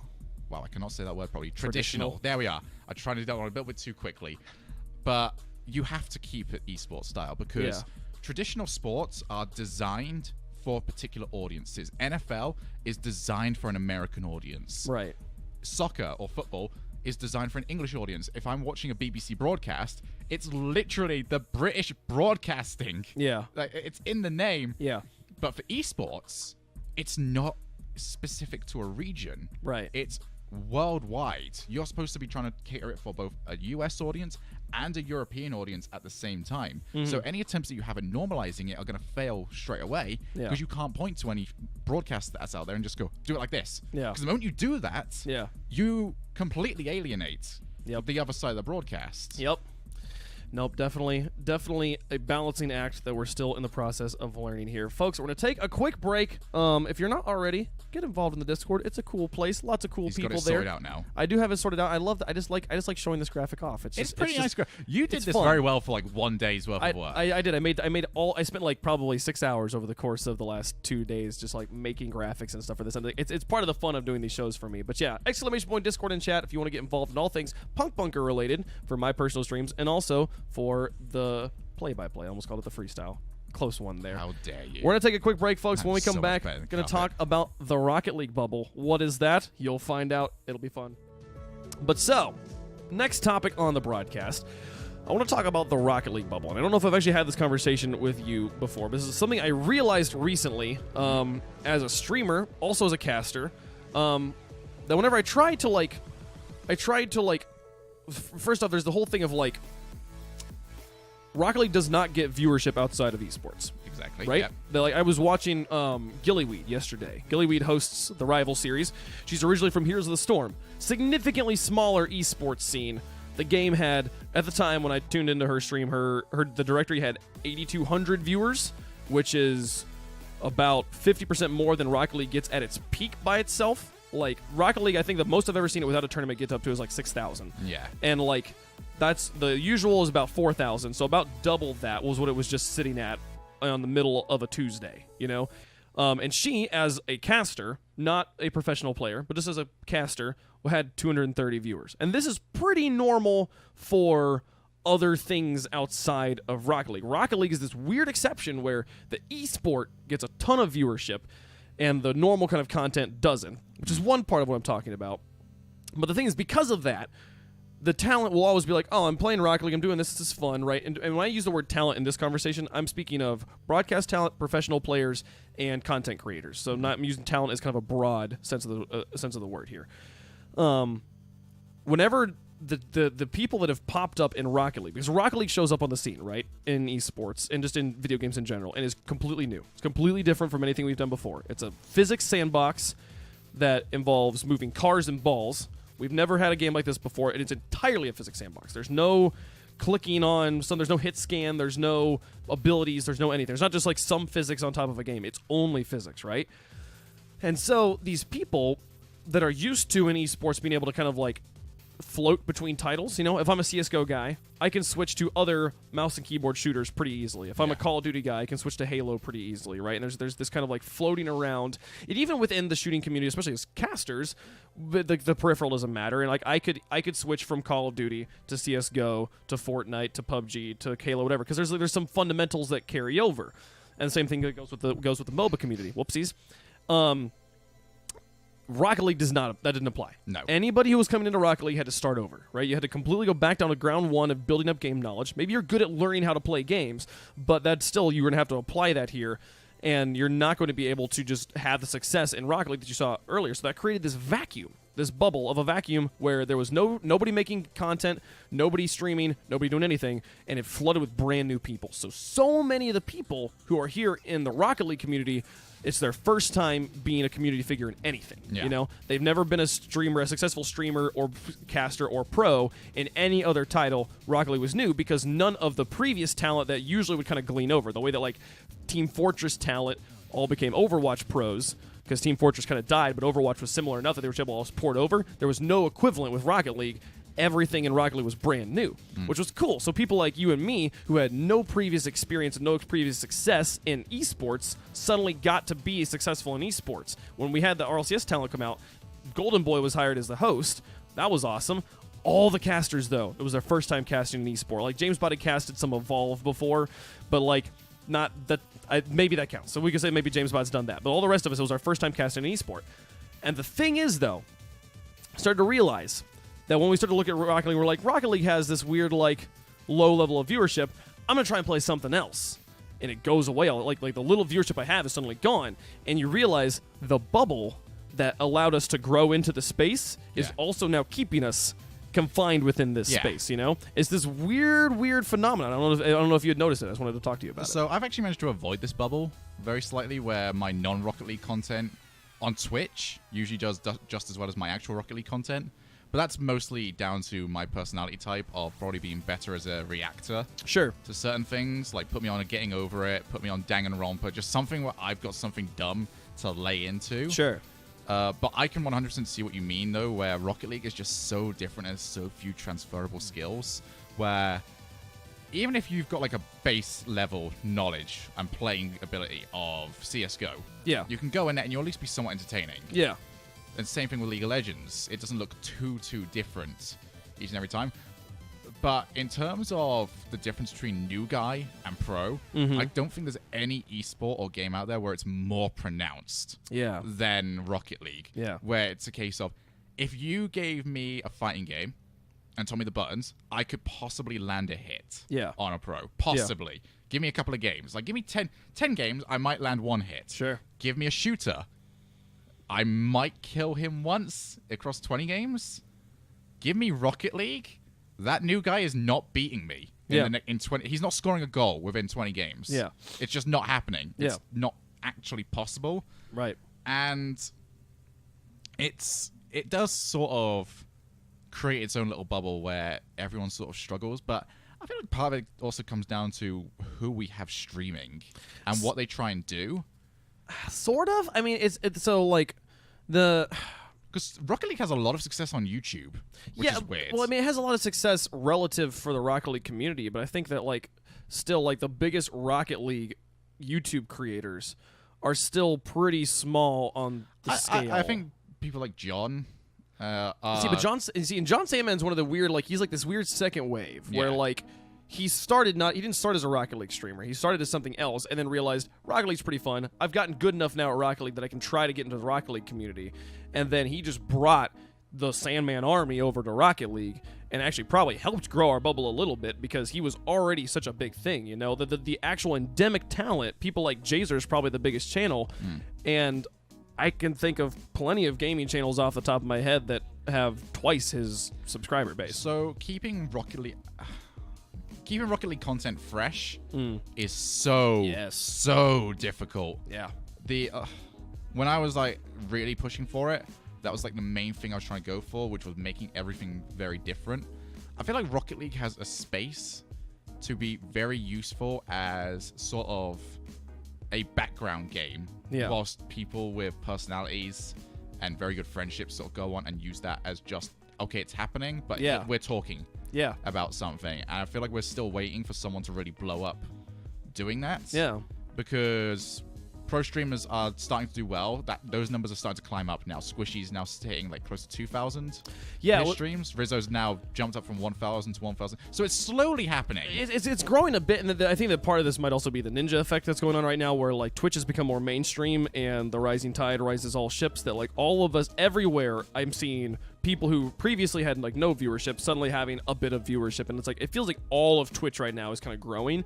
And so I'm hesitant to look at the biggest streamers in Rocket League and say they are growing as streamers, and not just saying that Twitch is growing as a whole. And the thing is, I still will point to the fact that our biggest streamer has 2,300 viewers average. Like that's as far as esport. Like when the esport's going on, we're competing with LCS. Like it's like LCS Ninja us on the weekends, right? Like it's hilarious that Ninja's up there, right? But like we are doing pretty well as far as esports go. Very few esports are getting like 80,000 concurrent viewers on the weekend. Like LCS, Overwatch League, those are the big ones. And then there's like the Dota tournaments that show up from time to time. But as far as weekend regular viewership goes, the esport does very well. But when our esports off, we drop so drastically. And it's crazy to me that the 80,000 people that love watching RLCS don't enjoy watching Squishy just crap on noobs and ranked. Yeah. So I feel like we're just waiting for that one streamer to really like blow up. Because that's what you see on a lot of these games. Where you could just I'm looking at the League of Legends numbers right now. Sure. And there's a huge drop-off between number 1 and number 2. There's 21,000 for I'm a Cutie Pie, and then you hit down to 6,000 for Yoda. Okay, but still, their second biggest streamer is exactly. But you 3 times as big as our biggest. It's sort of like a pyramid or like a trickle-down sort of thing, where you need someone really high, who's going to be on fire. We need that person that's on fire, so popular at the time, so that way people just going, okay, so I've seen what he does. Yeah. What else does Rocket League have to offer? Yeah, I feel like that's where things like Fortnite and League of Legends do so much better, where they do have people that just must watch content, and then other people sort of benefit from that. Yeah. But right now, we don't have any must-watch content. Yeah. And it's what makes that, because you've got people like, like on the Rocket League category, it's Squishy right now at 2,100. Rocket League Esports is streaming an off-air match from Rival Series. Playing? Placebo and Ares. Come on, Placebo. Not biased. Love you, McLovin. They have 234, right? And that's an esport event. Next biggest streamer is Derek right now at 177. Yeah. Which, like, when you talk about, like, I'm gonna make a weird like confession here. I've maybe watched 30 seconds of a Derek stream ever. I don't know why I've like never actually checked him out, as probably the only guy who has been streaming Rocket League since like for years. He's been like our most consistent non-esports streamer, right? Which is kind of what you want. Like I'm a Cutie Pie. I'm a Cutie Pie was a pro, but now he's a full-time streamer. Ninja was a pro, now he's a full-time streamer. A lot of the big streamers came from the professional scene and now moved over. But then there's also plenty of big streamers out there who were never professionals in games and have done plenty well. Derek's been very, very consistent, has sat at the exact same level for years now. And I don't think I've ever seen Derek like organically above 1,000 viewers. So do you know who I actually think will be the person to really blow this up? Who's that? I think Scrub will. Scrub's doing incredibly good without being an RLCS player. Yeah, give him time to develop as he gets older. His personality is going to get better. But how much more time does he need? Like he's better than, in my mind, he streams with a webcam. Mm-hmm. He talks to chat. He pulls like 600. He's absurdly good, right? His stream is already in my mind set up better than Squishy's stream, which I think just like having a webcam and being able to like directly face-to-face interact with chat is a very important thing as a streamer. And I think that people like Squishy or Lachinio or any of the streamers who like or Dapper who love to stream with like no webcam. Lachinio's been using a webcam of late. If they just like had a better setup there and could just talk to chat more, I think that they would do better. But that's just not who they are as people, so that's fine. So the main thing is getting the machine behind them. Very slightly. These people can do fine with organic growth themselves, but to really get the machine, I mean, I know we do it a little bit, but we don't do it enough. Just putting it behind and just going, this is the people we really like. We did it at the very beginning of Kronovi. Sure. Kronovi became absolutely massive because everyone was pushing him to the very forefront. Just going, if you want to watch Rocket League, this is the guy. Sure. We really doing that right now of anyone? I mean, and it's like, again, the game was smaller at the time, so maybe it's hard to compare. But like Kronovi at his peak hits like 3K, and we're still, it's my friends and I have talked about this a lot recently, and I just do not have an answer for why Rocket League gets great viewership during the weekends, and I know there's probably people in chat saying rewards, right? Like, it's the thing is all other esports do this too. Like, other esports have this, like, you show up in chat, you get something in game for. That's a thing most esports do, and yet our numbers, our esports numbers are actually like match their numbers. Our numbers make sense compared to their numbers. The thing is that when the esports aren't happening, Rocket League gets nothing. Every other channel stays pretty big. Why is that? And I honestly don't have a great reason why. I don't understand. Like, part of it might be our talent, but I think honestly, when you have people like John Sandman, you have people like Phantom Ace coming in, and their plays, they are the streamer we want, right? They're happy, they're energetic, they engage with chat, they're good at being content creators, they get plenty of good viewership in other games. When they come to Rocket League, it's fine, but it's still not like the game is still small. I don't know if I can look at any talent and be like, we just need to start doing this thing, because it's like people have done this. People have recognized Rocket League, and it's still not had that bump up to a normal size streaming game. Maybe sometimes it's just the game isn't really... I mean, it's what you're trying to bring into people. Like, what do people really want to watch? Yeah. So when you look at people like Ninja, what's the entire... Like, you can answer this one. What's the entire appeal of Ninja? The thing for me with Ninja is... it's the most entertaining gameplay I've ever watched on a stream. I usually pull up a stream and I have it on the side. I just kind of like just check it out over on. I will tune in when I hear like a reaction happen. Like, especially with Rocket League, like if someone's like, "Oh, that was crazy," I'll look over and I'll watch the replay. Right. Ninja is the only stream, one of the few streams I've ever watched where I like turn it on and I go get food and I sit and I just watch him while I'm eating. You know, like it's like I'm like engaged. I want to see what's happening because every kill he gets, it's like watching a live frag montage. And Ninja, in many ways, to me, is an exception because he is so much better than the people he's competing against that he gets to just put on this amazing gameplay where generally the moment you put Fortnite ranked in, the moment that he's having to compete against people who are as good as him, he probably will drop off a little bit, you know? But he's kind of this weird phenomenon, especially in his success is directly connected to the fact that Fortnite is the first battle royale that has gone mainstream. It's the first battle royale that's on a console that works really, really well, and the community has grabbed it the same way they kind of grabbed Minecraft back in the day when a brand new type of game came out and it went mainstream. So that sort of success of the game has people being like, oh, well, we want to watch Twitch. We want to watch someone play this game. The mainstream audience, the pop audience, is finding Twitch for the first time. Who's the biggest streamer in the game? It's Ninja. Whoom, there he goes. He just got all the plebs who just showed up for the first time and just used their mom's Twitch Prime, you know?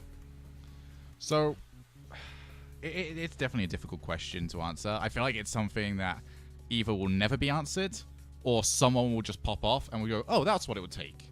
Yeah. I think a lot of things just need adjusting, and it's once again not knowing. Like the average viewer isn't going to be too familiar with high level gameplay. Yeah. So whenever you do watch a streamer that likes to play 3s or 2s, it can seem very. I feel like you almost need a one streamer.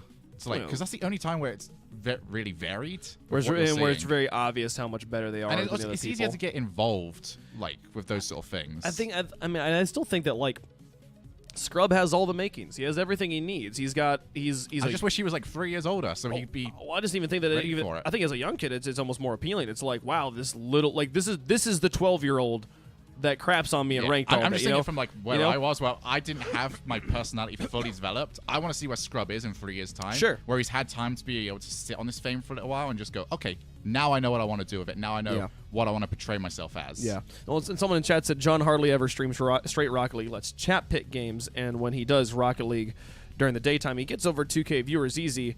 He usually streams at night. And the one thing I'm wondering, kind of just connected off that comment made me think about is like, because Rocket League does so poorly on viewership, I feel like any big content creator is not going to be, when they're like, what should I branch out into? Rocket League's not what they think about. No. You know? And so I don't know what we do about that. You know, and speaking kind of more broadly to the original topic of the bubble, right? And the fact that like I'm interested in engaging in other esports. I love Rocket League, and I'll never leave Rocket League as long as Rocket League's a thing.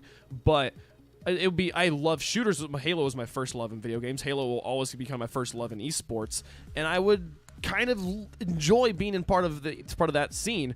But just because I have success in Rocket League, just because I now have esports connections, doesn't mean that talent is interested in having someone else show up and take their job from them. You know, No. I mean, I remember like seeing a comment of, I think it was I don't remember if it was D1. It was one of the Smash casters who made some comment on Twitter about like, I'd be interested in casting Rocket League. And my initial reaction was like, please don't. I'd like to keep my job, you know? And like I can totally understand all the other talent and other esports having that same mentality. So like our space grew, our bubble where that they couldn't come into because they didn't want to take the time to learn the game, gave us room to grow as talent. But now they're not going to let us get out of that bubble. You know, they want to keep us here.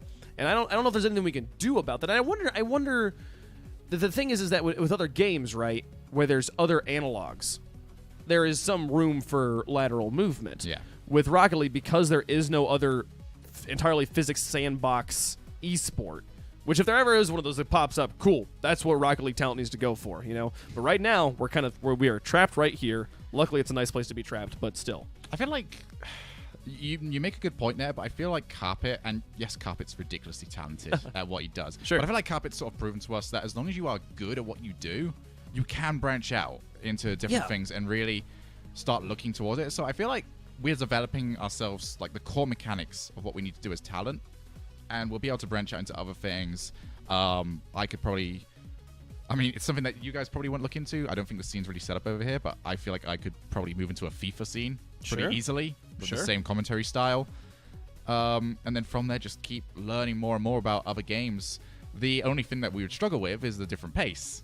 Yeah, which is I feel like it would actually be easier. Yeah, I feel like Rocket League is maybe, other than fighting games, might be about the fastest esport. So fighting games, they actually do it very differently, though. You've heard their commentary style, where it's literally, we're not commentating this, we're talking. Yeah, like we're just they don't even try to play by play. No, really, so. which is exactly what you need to do because he's just he's got him on the 2 frame trap. Yep. Yeah. I mean, Yipes is a whole different story for everything. Yipes just make noises. Yipes is so much is fun. Awesome. I love Yipes. He's an incredible person. Speaking of awesome, incredible people, we're going to talk about me again. The Discord is an awesome place. Did it work? Did it not work? Oh, well, this is just there it goes. There we are. We're getting better at this. First show hiccups. Slowly. I'm gonna make the channel right now. In the Discord, ! Discord in chat if you guys want to get involved in the conversation. You guys can put some comments in chat right now. Because we're gonna want to do a chat Q&A. You guys can start that up. Let those comments get in here while I make this. Play. See, I almost want to take that as a challenge now. What's that? Just get the graphics sorted, and when I get back from the US, really have a 2-month real good go at the streaming on Rocket League. Sure. And just go, all right, what can I do differently to everyone else? Yeah, it's. I feel like I like your idea of. Well, okay, you mentioned that like don't be spoiling my ideas. No, the idea of having the people like use Rocket League in the background and have it be like it's a place that we have a So conversation. that's what Colin Stumpy is starting to. Yeah, I was actually about to mention that like Subpar but in HD. That's basically what they do. I feel like I'd want more. I don't want just 2 of them though. I want like 8 interchangeable people that are just here's who we've got this time. So if you remember the original like Trouble in Terrorist Town sort of group where it was C-Nanners, Mr. Sark. Yeah. And they would be interchangeable. They'd be around for different things. Yeah. And you just go, okay, who have we got this time? Oh, awesome. I love this guy. He's so funny. What's he going to say tonight? But we don't really have that group set up right now. Outside, like F2 was that group. And F2 never really took advantage enough of that sort of thing. I would love to see like almost like a content house where like this is something actually I thought of would be a really cool like opening stream for RLCS back in the day, where we're all doing makeup, right? They're like one by one we have to go out and do makeup. If we had a 7 PC setup where 1 PC is streaming and the other 6 PCs are all playing and they all have webcams, and whoever's sitting at the PC that's streaming is like switching between different perspectives and stuff like that, and you get to just have like us play 6-mans, talk about the matches that are going to happen that day, stream on Rocket League casters like a separate channel, right? And then like whenever it's your turn to do makeup, you just literally have to like mid-match just take your headset off and the other guy who just did makeup just comes and puts it on and it has to go off. And so it creates this like constant rotating flow. Be a really entertaining match to have happen, you know. And we'd also get to we'd like host RLCS at the end of the stream or whatever. It'd be kind of interesting. But yeah, there's definitely more ideas. We could talk about this for longer, but I told chat we would do Q&A. So we might as well switch that. I saw a question. Where was it? I want to find it here. Ask us questions at the Discord. It's the play-by-play Q&A segment. I think I did that well. You can ask them. You can just ask them in chat. You did blow me off here. You did do that well. Thank you. Like, you can ask them in chat though. You don't have to ask them in the I'm Discord. better than him at The singing. Discord is I'm just gonna for steal a guitar. for my fun things and also for suggestions for the next episode.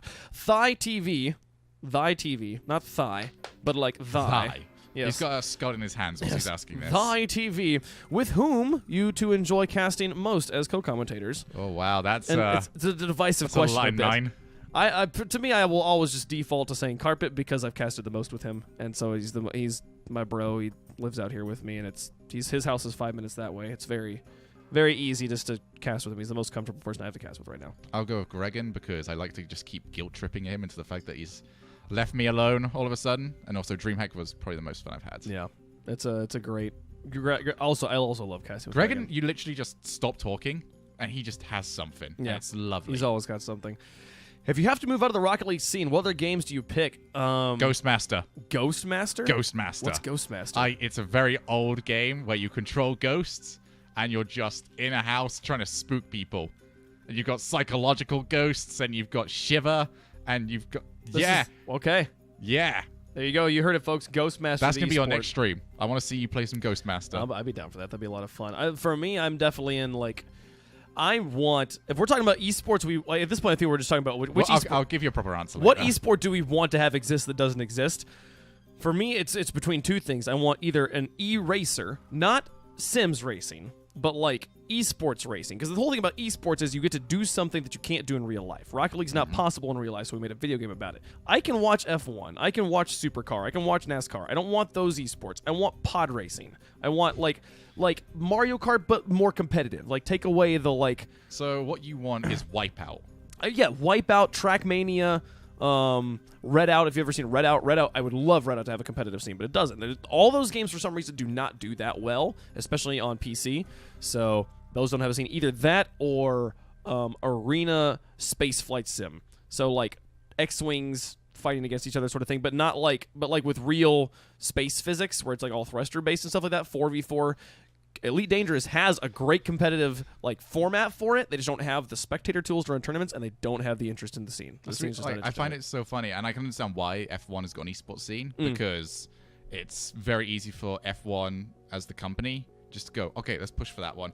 But why would you go for F1 or any sort of Gran Turismo style game when you can have Wipeout or any of these other stuff? Like, it's a digital sport.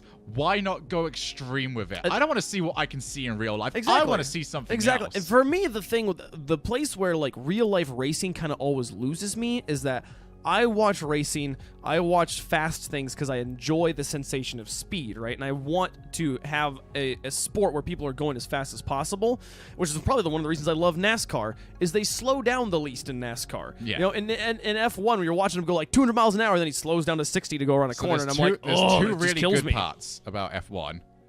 There's the qualifying, which is actually really good fun to watch, and then there's the start of the actual race, because that's the most likely time there's going to be a crash. Outside of that, no one really cares.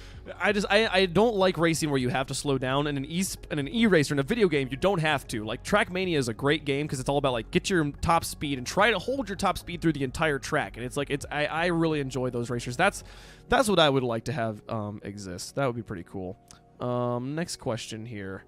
Crash Bandicoot kart racing. There you go. Yo, Fisho would actually be #1 in the world at that. That voice Crash Bandicoot. quit. He would be so good at the tag team Crash tag team racing, I believe it was called. I used to play a game like all the time as a kid, and I How saw does that he work? was. I don't know. It's like a PS1 game, so maybe we can just. It's like a 4-player. We can just have it a split screen, you know. Yeah. Have that as the esport. I can see a split screen. I'll go and cast that.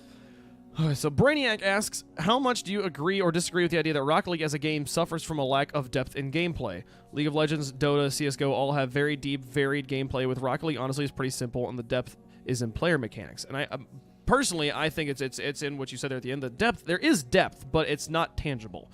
There's not a data table to master and then to implement. There's no item builds. There's no like physical things. And then we've talked about this before, that like for us to measure intent in Rocket League, to understand what a player's trying to do is so much more difficult. Where in a shooter, I know someone's trying to kill somebody when they're shooting at them, you know? If they're not shooting at them, then I know they're not trying to kill them, or they think that they couldn't kill them.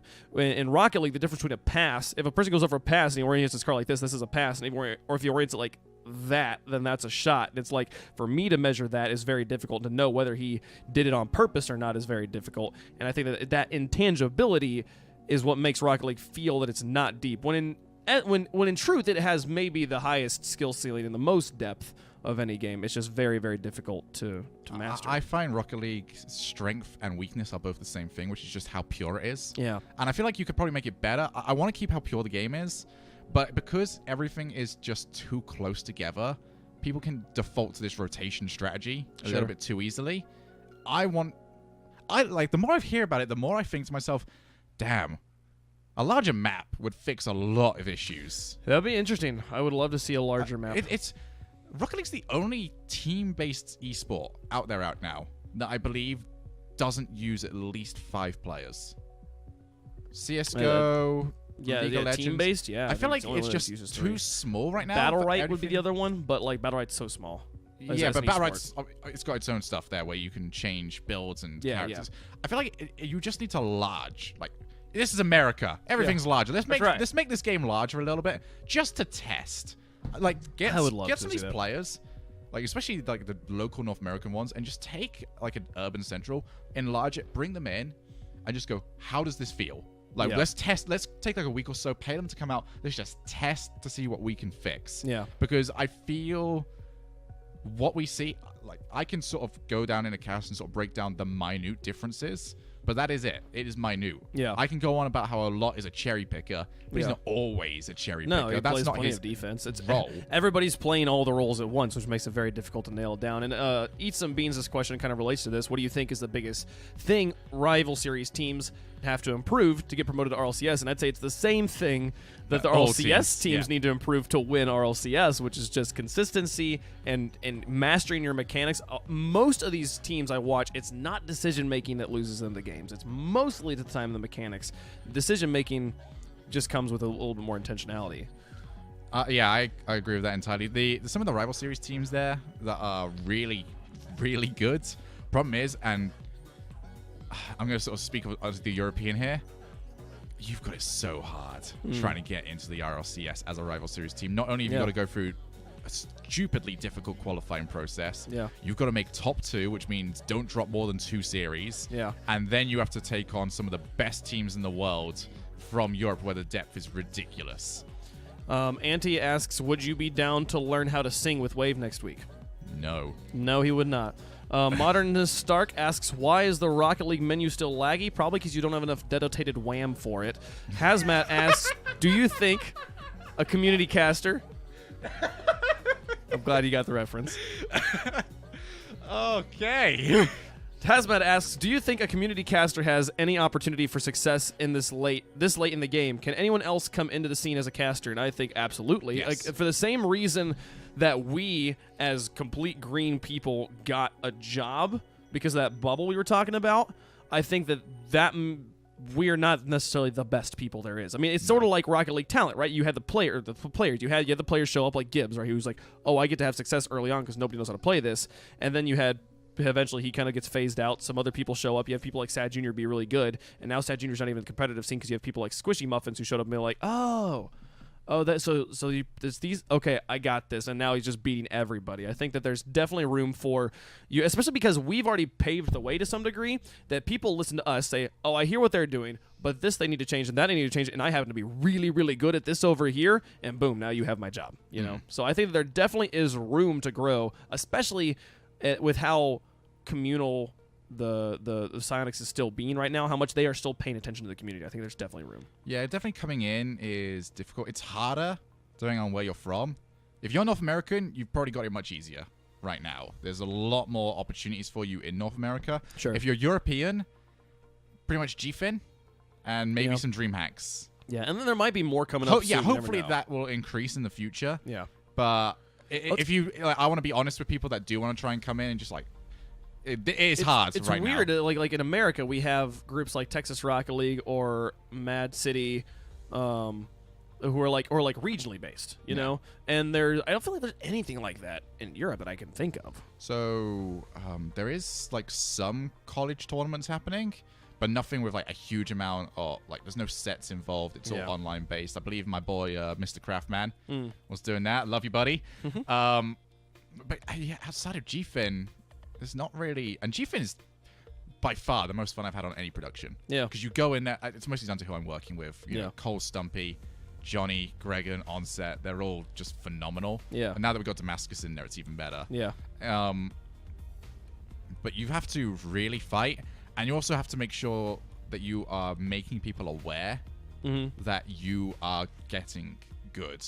Because at the end of the day, if you're hoping that it's just going to happen randomly, it's not just going to happen randomly. If you're like casting in front of 20 people and you're hoping one of those 20 people is someone with enough, you know, pull to bring you into the event, you're doing it wrong. Yeah. You need to like go to these like lower orgs and use them as a way of getting yourself a quick caster reel sorted out. Like do that within a couple of weeks, get yourself all good with that, and then send it off to Gfinities, these RLCs, get yourself ready to go and sort of say, look, I'm ready for this step up. Yeah. But if you are not willing to go out of your own way to set yourself up for success, then no one else will. It definitely requires a lot of a lot of effort right now, especially because like the competition is so much more fierce. You know, as soon as RLCS became a thing, there was like a whole second wave of people that showed up like, oh, we want to do this now that this is something I can possibly get paid to do. So you definitely have to try and make yourself stand out, but I think there's definitely room for it.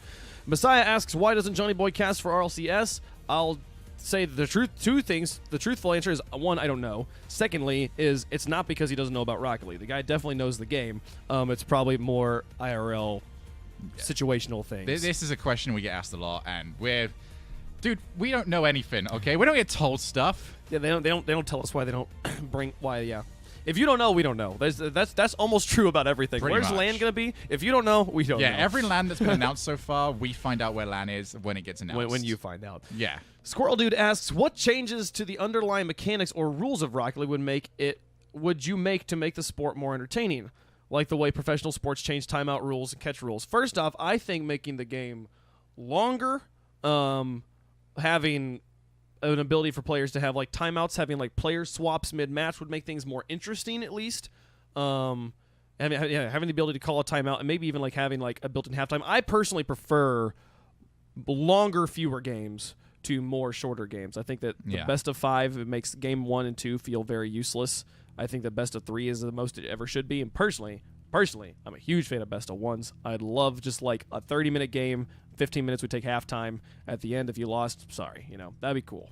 I definitely think things will have to change. Wow, those were 2 words I should not put next to each other.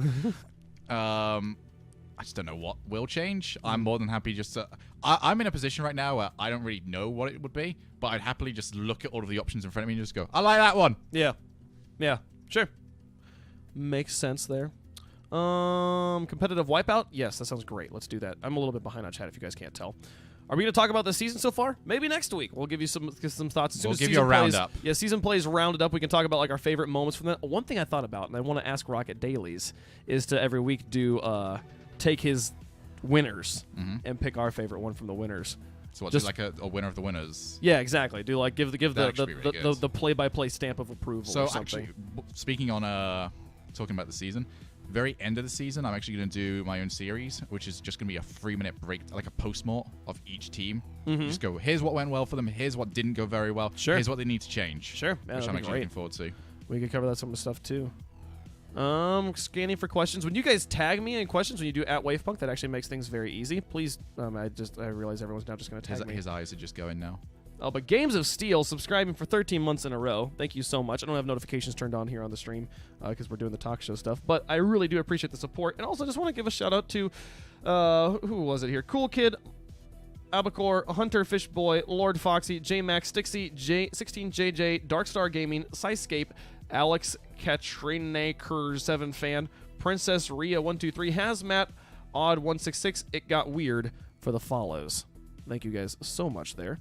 Someone asked, how much sugar do you like in your tea? He likes 2. I don't drink tea. You don't drink tea? No. I drink tea. The only tea I've drunk is the sweet tea over here.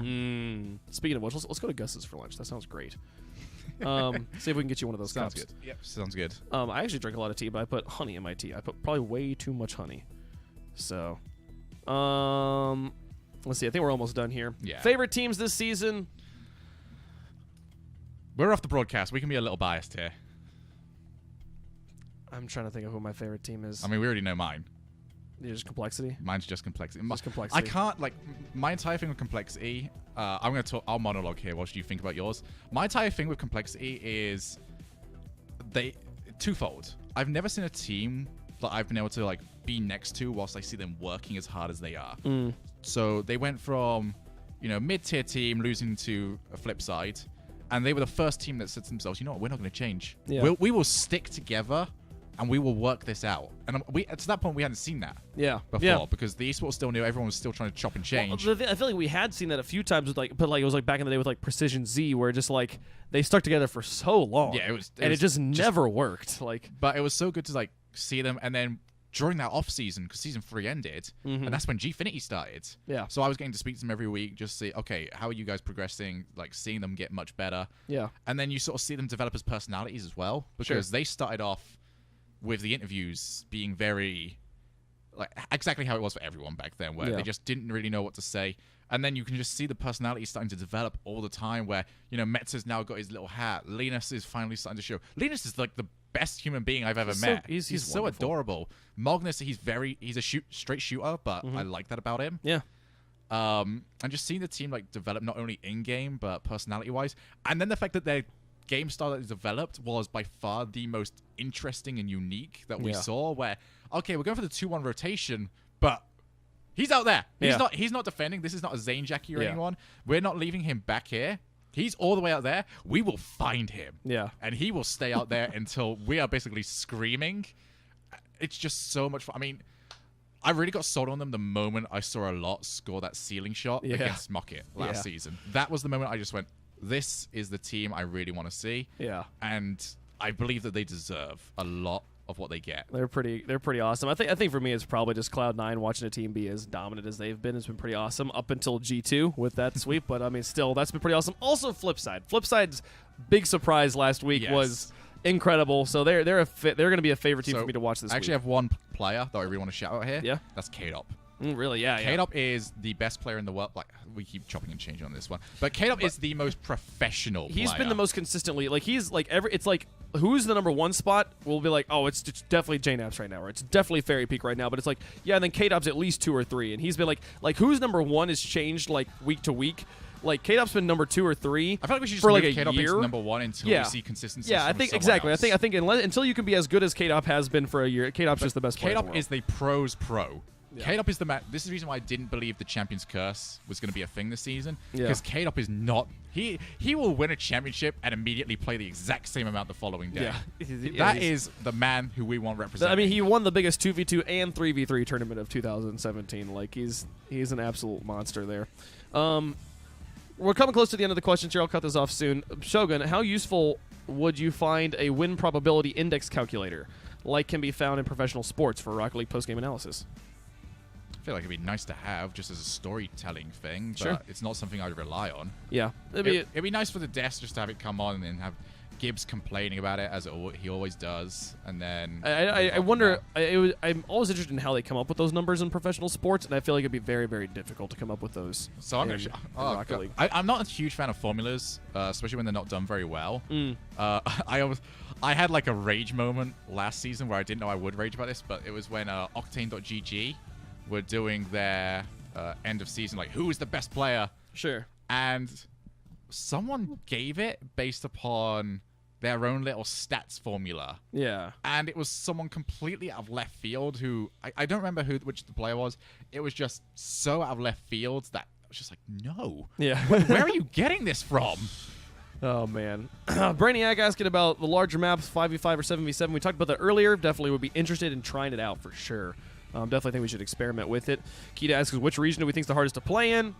Man, I mean, it's do you want to have to deal with clutch teams that just suddenly get really, really good, or do you want to have to deal with like a consistently really deep field? To me, that's just like pick your poison between. Both of those are wrong.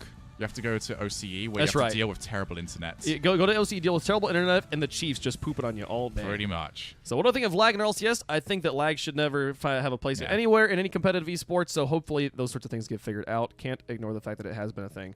If you make the games longer, would you enjoy the first 10 minutes? Would you enjoy the first 10 minutes of a 30-minute game more than the first 2 matches of a best of 5? I think the first 10 minutes of a one game would matter more than the first 2 games of a best of 5, where once you go into the next game, all of a sudden the 10 goals you scored in game 1 don't matter anymore. I think that's something I prefer best of 1 because everything you do affects the end result. Where like if you have the game where it goes 6-0 versus you have the game where it goes 2-1 the next game, it's like the 6-0 didn't matter, even though technically you could easily outscore a team and still lose the match. That just feels silly. The most fun we actually ever had during a SARBC tournament was 3 games. The first map was my pick, second map was your pick, and the third map was Urban, which was the only normal map we had. But it wasn't a best of 3, it was the accumulative score. So my entire strategy was like, okay, this is my map where I'm going to be able to do my most amount of damage. And because I don't know, like say you pick Utopia, which is like the rectangular one at the time, I'm like, I don't know how to play that map. I need to play more defensive here. Sure. So now my entire strategy becomes, okay, well, I'm not going to move forward as much. As long as I can like pick up 1 or 2 here, I'll be safe. Yeah. And I feel like we've sort of become, it goes back to what I said, we're too pure at this point. Yeah. And I feel like pros will have some complaints about any changes we make, but as long as you sort of drill into them and just going, yo, it's either we change stuff, or you guys ain't pro for much longer. Yeah. I think map variety would have helped with it being like different maps, but with where we're at right now, I think fewer games would be better.